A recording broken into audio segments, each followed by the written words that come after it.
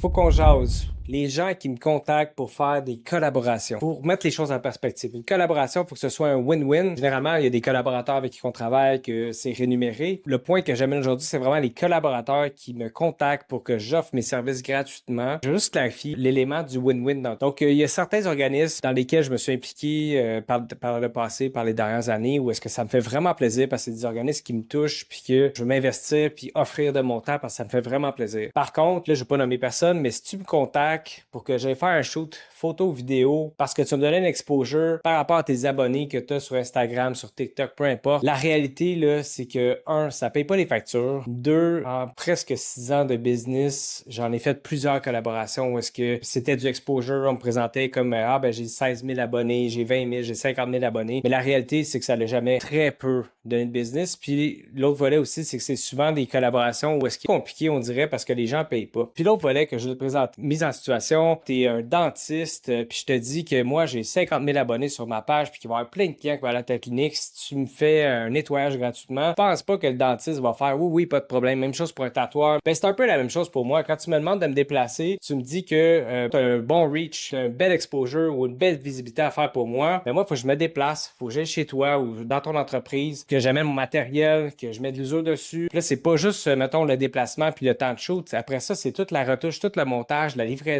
les allers-retours de révision. Au final, la réponse à la question, c'est non. Je vais sélectionner les bénévolats que je vais faire parce que c'est des causes qui me touchent, mais non.